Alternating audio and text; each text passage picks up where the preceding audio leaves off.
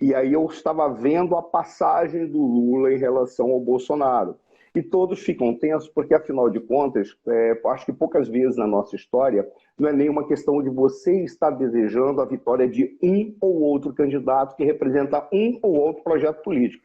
A questão aí é que nós estamos vivendo um processo que, se ainda não chegou numa ruptura, eu acho que é por causa de um exercício muito grande por parte de determinados segmentos da sociedade que preferem apostar até a extremidade lógica para aguentar toda essa disfunção que está acontecendo nas relações entre os poderes. Então, a tensão foi muito grande. Eu posso te dizer que quando começa, em que aparece a diferença entre o Bolsonaro e o Lula, e o Bolsonaro na frente, o que já foi um impacto, porque se imaginava que desde o início o Lula estaria lá, bem avante, porque era o que as pesquisas indicavam, né? Mas quando você começa a olhar, isso diz, espera aí, vamos verificar se o povo brasileiro é esquizofrênico, por qual razão? Porque as pesquisas apontavam uma coisa e o resultado está vindo completamente diferente. E o pior de tudo é que nesse processo de tensão, o que se desejava?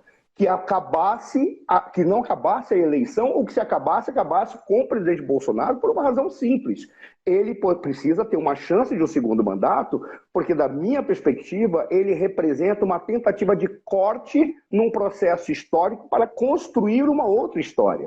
O que nós tivemos, eu digo em vários lugares, nós tivemos em 2005, 2006, um momento em que você tinha um cara da curva. Por que um cara da curva? Porque a nossa história política caminhava. Aí surge o Roberto Jefferson. Deixemos de lado questões pessoais envolvendo o Roberto Jefferson. Ele pega e diz, não, a estrada está indo numa direção errada, vamos botar uma curva. E foi uma curva à direita. Ali parece que ele queria apontar uma curva à direita. Estava dizendo, olha, a esquerda fez uma determinada construção que talvez não seja adequada, mas ainda era a mesma estrada. Quando chega 2018, a expectativa é de que haveria alguém que chegaria para construir uma nova estrada, numa direção e num sentido. E se verificou que essa construção é muito difícil com o sistema político que a gente tem. Por isso que ele caiu no colo do Congresso. Mas olha que coisa curiosa. Com a configuração que tem agora o Congresso, talvez a nova estrada possa ser construída. Desculpa ter me estendido, mas é o Não, que acho parece. perfeito o raciocínio.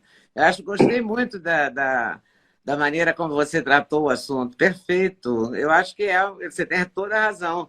Começa uma nova estrada. Onde é que ela vai dar, eu não sei, mas ela é diferente até então, né? Ele virou o jogo com esse congresso, né? Sim, olha, eu tenho críticas, por exemplo, na montagem do governo logo do início. Por quê? Porque a sensação que eu tive, e olha que coisa curiosa, eu dei uma palestra na Associação de Diplomados da Escola Superior de Guerra no Rio Grande do Sul, e uma semana antes da eleição de 2018.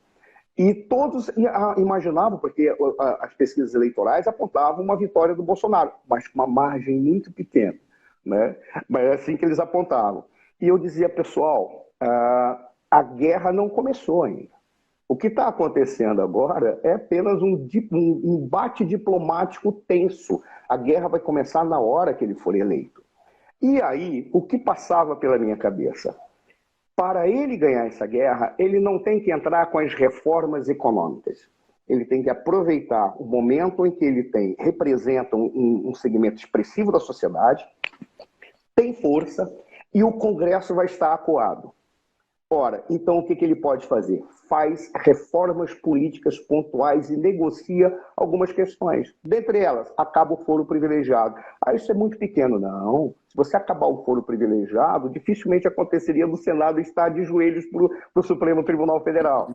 2, acaba a reeleição de executivo. Ele se sacrifica e já prepara o seu seguidor.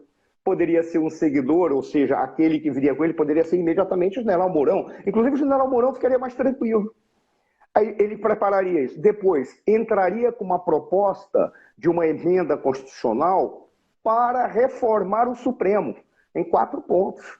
Qual seria o primeiro ponto? Acaba com o Supremo sendo recursal, exclusivamente constitucional. Se você acaba o foro privilegiado e o Supremo deixa de ser recursal e se torna exclusivamente constitucional, o Supremo vai fazer aquilo que lhe cabe.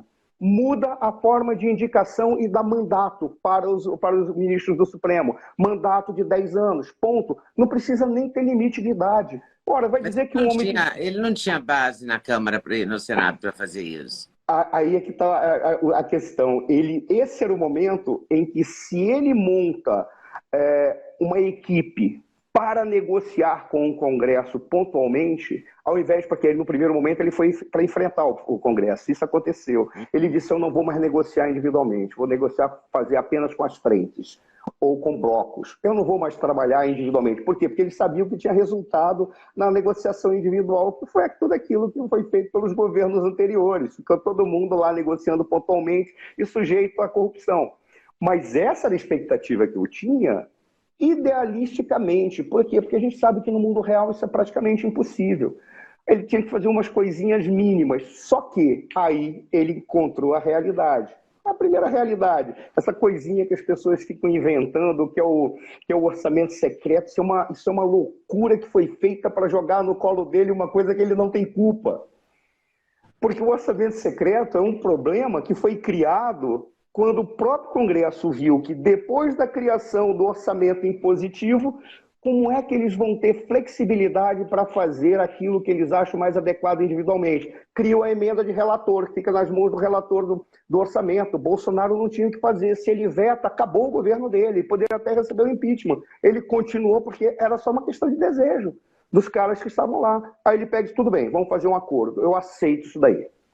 Tá? Isso aí é secreto porque é secreto pelo legislativo. Mas onde que está a jogada? O problema do orçamento e das emendas parlamentares, elas decorrem de um outro problema que precisa de reforma no Brasil, que é o Pacto Federativo, que precisa ser reformado, como foi feita uma reforma tributária. Se vocês fizerem essas duas coisas, acaba o problema de orçamento impositivo, emenda secreta, o que quer que seja orçamento secreto, acaba tudo isso. Porque fatias adequadas do bolo vão para os municípios e para os estados. Fica para o presidente da República aquilo que lhe diz respeito, que já estaria mais bem configurado numa reforma do Pacto Federativo. Percebeu? Ou seja, isso dá para fazer em 4 anos? Nunca. Razão pela qual ele teve que cair. Agora, ele pode tentar, se ele estiver bem orientado, com especialistas apontando para ele, essa mídia fantástica que você representa, que é o pessoal que tem clareza e tem o interesse de ver o Brasil de uma forma melhor, dizendo: é isso, presidente, faça, que isso vai mudar a nossa história. Ele precisaria de mais 4 anos, com outro Congresso. Agora ele tem outro Congresso, vamos ver se ele consegue os outros 4 anos, né? Vamos ver se agora tem que ver essas 3 semanas, né? Vamos ver que agora que a esquizofrenia que foi apontada se confirmou. Como é que pode, em Minas Gerais, ser eleito? Isso, olha, é muito difícil. Só rindo, né? Só rindo para não chorar. Porque você sai de casa para votar num rapaz que acabou de nascer, que é esse menino... Sim. Eu até acho uma graça ele, acho que ele vai ser até um expoente da nossa política, que é o Nicolas. Aí Sim. sai de casa, vota no Nicolas Ferreira, aí vota no Cleitinho, que ninguém conhecia. Assim, né? Olha que coisa... E vai, foi eleito todo mundo. O Bruno já era conhecido como Nicolas lá em Minas, mas aí você elege o Zema com a votação espetacular e vota no Lula? Não, isso não bate. É igual você vota Damares e vota Lula. Como é que pode isso? Isso não existe. Isso é problema todo que isso não faz sentido. Coisa, não tem sentido, Helena. Com todo respeito, que não se pode... Com todo respeito, é muito esquisito. É muito esquisito. Até a progressão da curva do Bolsonaro para o Lula, até eles fecharem e o Lula ultrapassar, segue numa progressão constante. Isso é como você falar que vai ser sempre 99% de acerto numa loteria esportiva. Tem alguma coisa errada, tem que ter flutuação. Não teve flutuação nenhuma. Você começa em cima e baixo e vai se aproximando e depois na mesma proporção, sempre. Uhum. Eu não quero dizer que houve fraude, porque isso não acredito que seja, mesmo porque eu não posso ser preso ainda. Não pode provar. E você está jovem para ser preso, né? Então a gente olha e diz assim: deveria ser mais esclarecido. Não tem lógica isso. Não tem lógica aqui, por exemplo, as pessoas elegerem um astronauta em São Paulo com quase 50% e coloca a diferença do astronauta para o Márcio França e para os demais com quase 20 pontos, e a diferença do Bolsonaro para o Lula em São Paulo, que não ganha, com 7 pontos. Não dá, né? Não tem muito como. surpreendente, né? É muito surpreendente. É algo assustador. É surpreendente desde as pesquisas, né? Eu hoje soube, eu fiquei o dia inteiro sem internet, então eu estou mais ou menos informada só. Porque eu estou até agora, estou fazendo essa live com você em 5G, porque não tenho internet aqui em casa, está fora do ar. Mas é excepcional, isso nunca aconteceu, aconteceu hoje, exatamente para me enlouquecer. Se fosse ontem, eu tinha surtado mesmo, aí a esquizofrênica seria eu, né? Porque eu ia virar se eu não acompanhasse a apuração.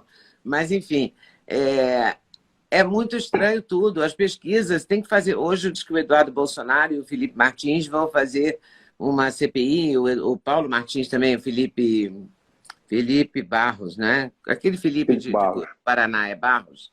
É Felipe Barros, acho. O Paulo Martins e o Eduardo Bolsonaro e o Felipe estão colhendo assinaturas para uma CPI sobre as pesquisas. É legítimo, porque essas pesquisas erraram de má fé, erraram porque quiseram errar. Leda, Erraram porque queriam convencer o eleitor. Erraram por quê? Olha que coisa interessante. Eu fui aluno do Oliveiros Ferreira, não sei se você conheceu ele, que foi editor do Estadão. Ele foi editor-chefe do Estadão, ele foi professor na Universidade de São Paulo. E eu sempre subia e ficava estudando com ele na sala dele, ao lado da sala do Júlio de Mesquita Neto. Então, quando ele veio a fechar o jornal, eu descia com ele, de secretaria, tudo bem, e ele ia me explicando como funciona o jornal, razão pela qual eu tenho uma paixão muito grande pela imprensa. Só que o que nós percebemos do que está acontecendo agora? O Mota, você vai conversar daqui a pouco, né? O Mota ele compôs uma tríade que eu acho que é perfeita, porque ela é clara para o povo. É o consórcio de imprensa, com o consórcio de institutos de pesquisa, com a politização do judiciário, que ele fala o partido do judiciário, ou judiciário partidarizado. Gostou do corte que você acabou de ver? Vale a pena conferir com certeza, né? Então vai conferir muitos outros cortes no canal de cortes Leda Nagli. É claro que a entrevista completa você vai conferir no YouTube Leda Nagli, canal Leda Nagli do YouTube, você não pode perder de jeito nenhum. Valeu, tô te esperando, hein? Vem nessa!